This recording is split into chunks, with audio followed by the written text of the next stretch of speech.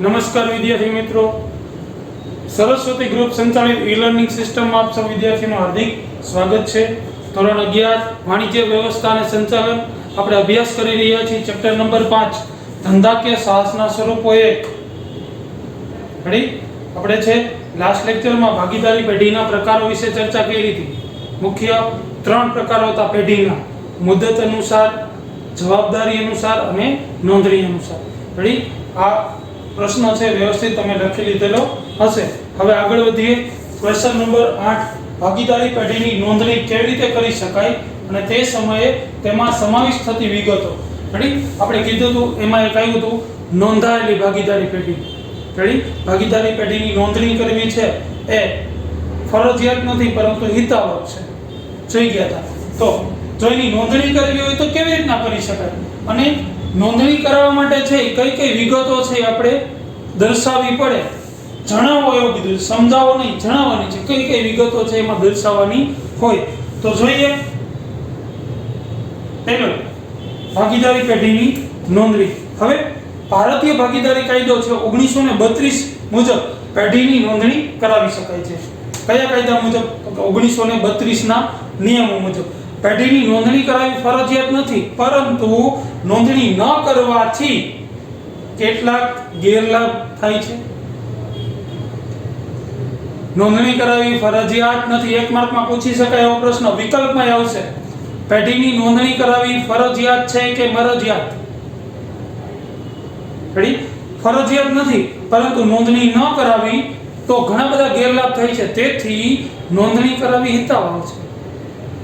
Ready? પેઢી જે રાજ્યમાં હોય એ રાજ્યના છે રજિસ્ટ્રાર પાસે નોંધણી કરાવી શકાય છે। જે રાજ્યમાં ગુજરાત રાજ્યમાં હોય તો ગુજરાત રાજ્યના રજિસ્ટ્રાર પાસે, રાજસ્થાનમાં હોય તો રાજસ્થાનના રજિસ્ટ્રાર પાસે। હવે આ રજિસ્ટ્રાર છે એની નિમણૂક કોણ કરે? તો કે રાજ્ય સરકાર દ્વારા કરવામાં આવે। જે તે રાજ્યની સરકાર છે એની નિમણૂક કરે છે અને ત્યાં આપણે નોંધણી કરાવવી પડે છે। નોંધણી કરવા માટે છે એક ફોર્મ હોય છે, નિયત કરેલું ફોર્મ। એમાં જરૂરી વિગતો ભરી જેટલા ભાગીદારો હોય બધા ભાગીદારોની સહી અને નક્કી કરેલી ફી સાથે પત્રક છે એ રજિસ્ટ્રારને મોકલવામાં આવે છે।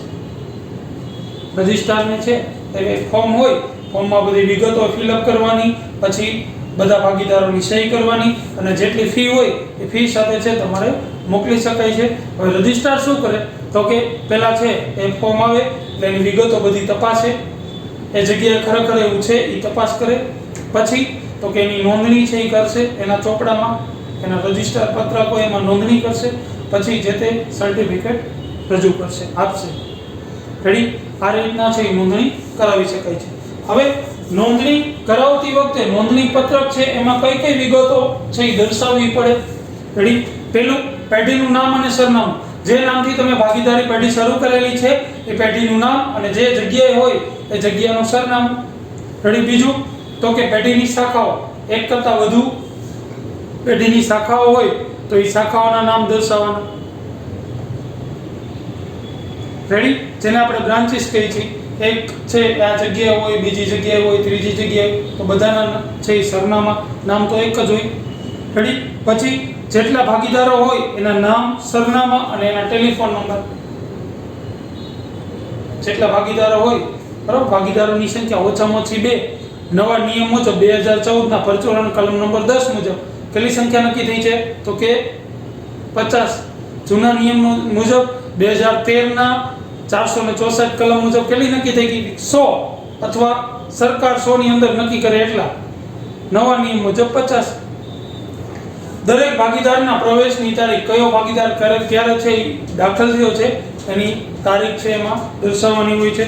બીજું, ભાગીદારોનું નફા નુકસાનનું પ્રમાણ, નફો નુકસાન કેટલા પ્રમાણમાં વેચે છે એ દર્શાવવાનું હોય। પછી ભાગીદારોની મૂડી અંગેની વિગત, કયો ભાગીદાર કેટલી મૂડી લઈ આવ્યો છે, ક્યારે લઈ આવ્યો છે વગેરે વિગતો। મૂડી સ્વરૂપે પૈસા જ લઈ આવ્યો હોય તો એ વિગત, કોઈ મિલકત લઈ આવ્યો હોય તો એની વિગત। ત્યાર પછી પેઢીની મુદત, આપણે જોઈ ગયા હતા પહેલું મુદત અનુસાર, એમાંથી 3 માંથી કયા પ્રકારની છે એ દર્શાવવું પડે છે। તો આ જેટલી આટલી વિગતો છે આપણે દર્શાવી એ બધી જ વિગતોને ધ્યાનમાં લઈ રજિસ્ટ્રાર છે પેઢીની નોંધણી રજિસ્ટરમાં, એની પાસે એક રજિસ્ટર હોય છે, એના ચોપડામાં છે એ રજીસ્ટર કરે છે, નામ લખે છે અને તેનું પ્રમાણપત્ર આપે છે. આ રીતના છે આપણી નોંધણી અથવા તો રજીસ્ટર છે એ થાય છે. આપણી પેઢીની નોંધણી આ રીતના થાય છે. પછી તો કે જોઈએ પેઢીની નોંધણી કરાવવાથી થતા ફાયદા ક્યાં અને મર્યાદા ક્યાં. એની ફાયદા ક્યાં થાય, મર્યાદા આપણે જોઈ ગયા કે ભાઈ આપણે ઉધાર વેચાણ કરતા હોય અને જો સામેનો વ્યક્તિ આપણને પૈસા ન આપે તો આપણે અદાલતનો સહારો લઈ શકતા નથી. આ ગેરફાયદો છે. તો ફાયદા કયા કયા છે? પહેલું, પેઢી પોતાનું નાણું વસૂલ કરવા માટે છે ત્રાહિત વ્યક્તિ સામે અદાલતમાં કેસ દાખલ કરી શકે છે. એટલે કે આપણે પૈસા લેવાના હોય એ ન આપે તો અદાલતમાં કેસ દાખલ કરીને આપણે સાબિત કરી અને નાણાં મેળવી શકીએ છીએ. બીજું, પેઢીનો કોઈ ભાગીદાર બીજા ભાગીદારો કે પેઢી સામે છે દાવો માંડી શકે છે. પેઢી સામે અથવા તો કોઈ ભાગીદાર સામે દાવો કરી શકે છે. બીજું, ભાગીદાર પોતાના અધિકારોની હિસ્સા માટે અદાલત પાસે ન્યાય માંગી શકે છે. પોતાના જો બાકીના ભાગીદારો છે એ કોઈ એક ભાગીદારને છે એ પોતાનો હિસ્સો કે અધિકારો ન આપતા હોય તો એ અદાલત પાસેથી મેળવી શકાય છે અદાલતને રાખીને. નિવૃત્ત થતો ભાગીદાર છે જાહેર જનતાને નોટિસ આપી પોતાની જવાબદારીમાંથી મુક્ત થઈ શકે છે.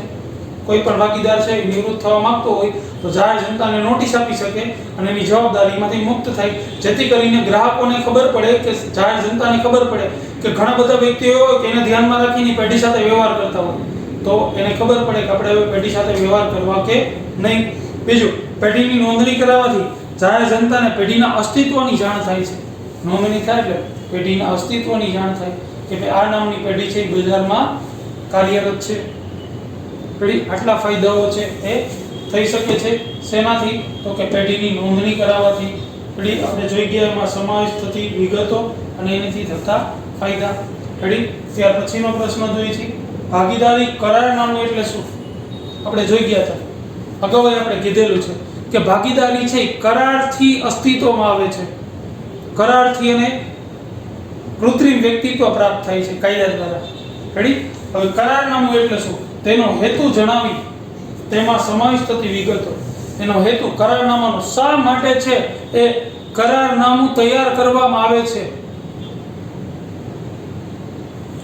જોઈએ એનો અર્થ.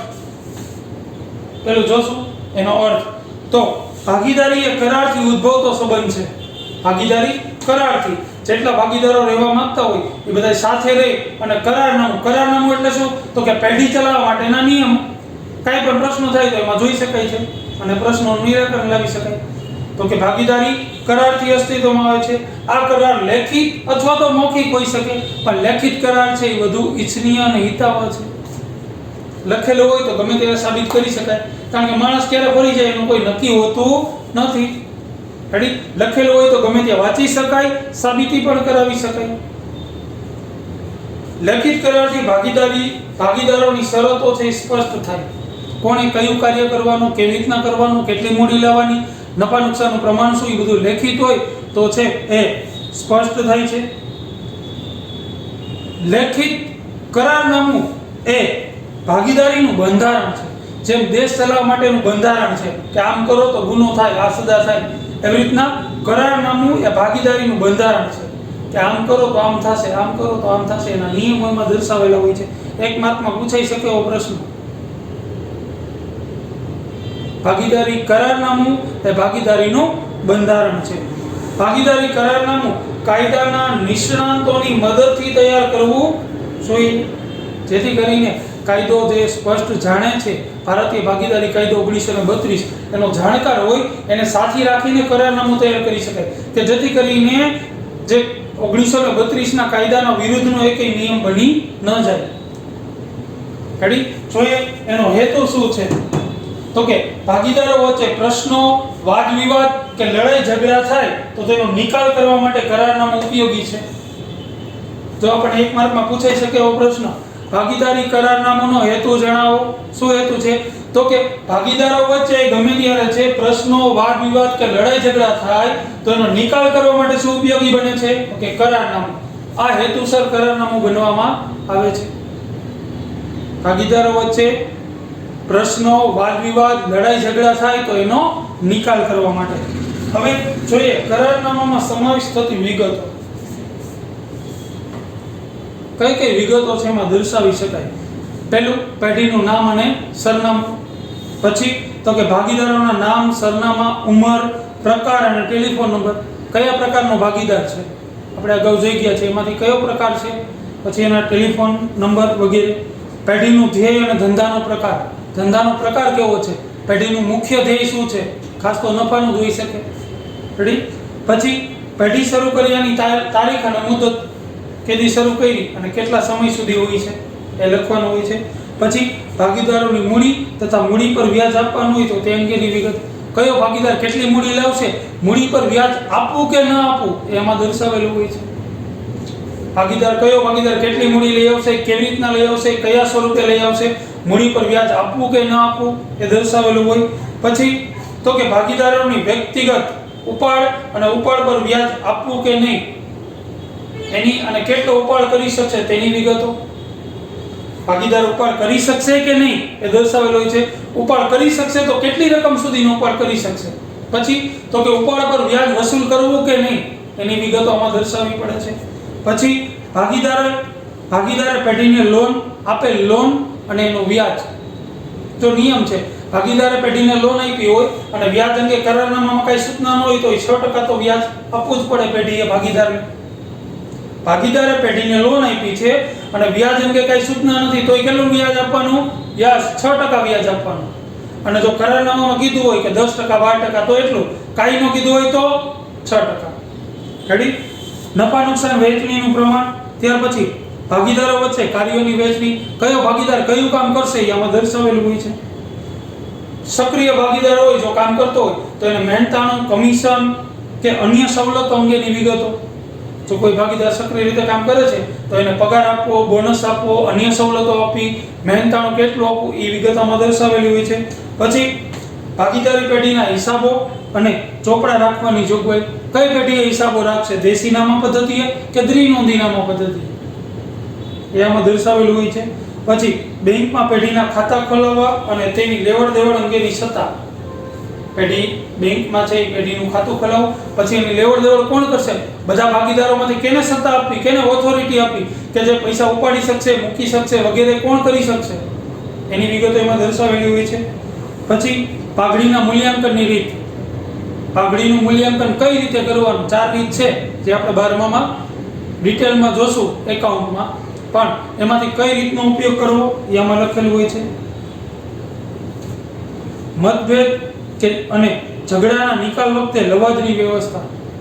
જો મતભેદ કઈ ઝઘડા થાય તો એનો નિકાલ કેવી રીતના કરવો, લવાજ એનો નિકાલ કેવી રીતના કરવો એની વિગતોમાં દર્શાવવી પડે છે. અને કોણ છે એ હેડ તરીકે રહેશે એની વિગતો. ત્યાર પછી મહત્વના દસ્તાવેજો પર સહી કરવાની સત્તા. એક ભાગીદારને છે એની સત્તા આપવી પડે છે કે મહત્વના જે દસ્તાવેજો બનશે એમાંથી કયો ભાગીદાર સહી કરી શકશે તો માન્ય ગણાશે.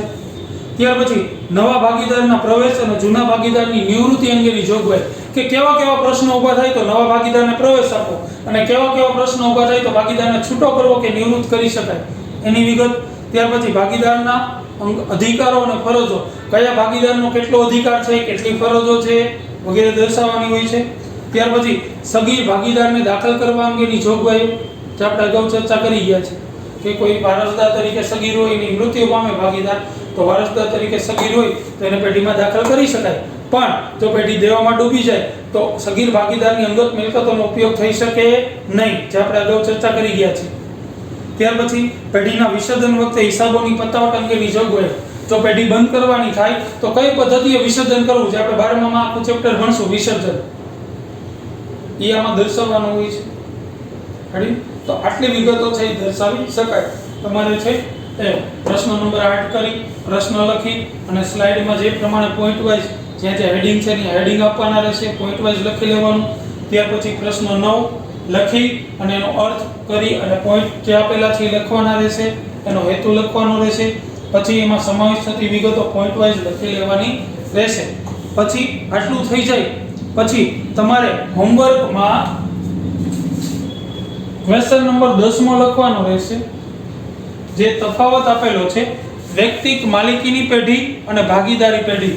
તમારે પ્રશ્ન આવી રીતના લખવાનો રહેશે કે વૈયક્તિક માલિકીની પેઢી અને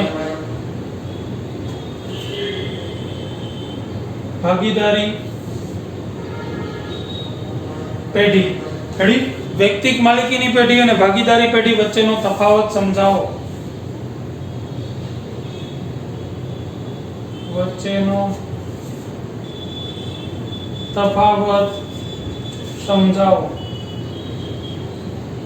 રેડી? આ પ્રશ્નો બે લખાઈ જાય પછી તમારે છે એ આ પ્રશ્નો છે એ લખવાનો રહેશે. પ્રશ્ન લખી અને તમારી ચોપડીના પેજ નંબર 53 પર, તમારી ચોપડીના પેજ નંબર 53 પર છે એ તફાવત આપેલો છે. આ તફાવત એના 10 મુદ્દા છે. હાસ્યમાં તમારો છે એ તફાવતના મુદ્દા આવી જશે. બે પાઠ પાડવાના, વૈયક્તિક માલિકી અને ભાગીદારી 10 મુદ્દાઓ છે એ લખી લેવાના રહેશે. રેડી? આ પ્રશ્ન પૂરો થઈ જાય પછી તમારે છે હેડિંગ આપવાનું રહેશે. વિભાગ એ અથવા વિકલ્પો કે એમસીક્યુ તમે લખી શકો છો. રેડી? જેમાં એમસીક્યુ આપેલા છે જે ચોપડીના પેજ નંબર 55 અને 56 પર. રેડી? ચોપડીના પેજ નંબર 55 અને 56 પર 10 વિકલ્પ આપેલા છે. 10 લખી લેવાના રહેશે. પહેલા વિકલ્પનો પ્રશ્ન લખવાનો, પછી એનો જવાબ આવતો હોય A B C જે આવતો હોય એ એક જ લખવાનો હશે. બધાય વિકલ્પો લખવાની જરૂર નથી. જે જવાબ આવતો હોય, દાખલા તરીકે પહેલો વિકલ્પ, પછી જવાબ A આવે છે તો A કરીને કલર પેનથી A અને જે જવાબ હોય એ લખવાનો રહેશે. આ રીતના છે એ તમારે હોમવર્કમાં ક્વેશ્ચન 10 અને વિભાગ A જે વિકલ્પો છે એ તમારે લખવાના રહેશે. રેડી? તો આ ચેપ્ટર આપણે અહીંયા પૂર્ણ કરી છે. રેડી? નેક્સ્ટ લેક્ચરમાં છે એ ધંધાકીય વ્યવસ્થાના સ્વરૂપો 2 એટલે કે ચેપ્ટર નંબર 6 વિશે ચર્ચા કરીશું. અને મિત્રો, આ વખતેનો જે બોર્ડ ગાંધીનગર બોર્ડ રાજ્ય સરકારે જે નિર્ણય કરેલો છે એ મુજબ 30% કોર્સ છે એ ઘટાડવાની વાત થઈ છે. એમાંથી જે આપણે લાસ્ટ જે ક્વેશ્ચન કર્યા ભાગીદારના પ્રકારોથી માંડીને, ભાગીદારના પ્રકારોથી જે પ્રશ્ન કર્યા છે એ આ વખતેના જે 30% ઘટાડો છે એમાં સમાવેશ થાય છે. એનો મતલબ એવો કે આ વખતેની જે પરીક્ષા આવશે એમાં તમને ભાગીદારના પ્રકારોથી માંડીને એટલે કે ક્વેશ્ચન નંબર 6, 7, 8, 9 અને જે 9મો ક્વેશ્ચન લગીન છે એ આ તફાવત છે. પાછો વિકલ્પો હશે પણ આ એને લગતા છે એ જે હશે એ આવશે નહીં. એમાં કયા પ્રશ્નોનો સમાવેશ થશે તો કે ભાગીદારના પ્રકારો, ભાગીદારી પેઢીના પ્રકારો, ત્યાર પછી આ ક્વેશ્ચન, ભાગીદારી પેઢીની નોંધણી અને એની નોંધણી કેવી રીતે કરી શકાય ને એમાં સમાવેશ થતી વિગતો, ત્યાર પછી કરારનામું એ પ્રશ્ન છે એ 30%માં છે એ સમાવેશ થાય છે એટલે કે 70%માં એનો સમાવેશ થતો નથી એટલે કે ઘટાડામાં છે આનો સમાવેશ કર્યો છે. એટલે તમારી જે ફાઇનલ એક્ઝામ હશે એમાં છે આ પ્રશ્ન ઇન્ક્લુડ નથી, છતાંય આપણે ભણાવ્યા છે તમારી માહિતી માટે જેથી કરીને ધોરણ 12 માં છે ઉપયોગમાં આવે. રેડી? એટલે કે આ પ્રશ્ન છે તમારી ફાઇનલ એક્ઝામમાં હશે નહીં. પહેલા ટોપિક ભાગીદારીના પ્રકારો, પેઢીના પ્રકારો, કરારનામું, રેડી, અને નોંધણી કરાવવામાં સમાવેશ થતી વિગતો એમાં હશે નહીં. બીજું આ પણ જે તફાવત છે એમાં પણ છે કે જે ટોપિક આવતો હશે એ નહીં હોય, વિકલ્પોમાં પણ એ ટોપિક આવતો હશે એ નહીં હોય, પરંતુ તમારે છે એ ચોપડામાં તો લખવાનો જ છે. ક્લિયર? ઓકે મિત્રો, તો હવે નેક્સ્ટ છે એ લેક્ચરમાં છે આગળ વધશું, આગલા ચેપ્ટરની છે ચર્ચા કરશું. ઓકે મિત્રો, થેન્ક યુ.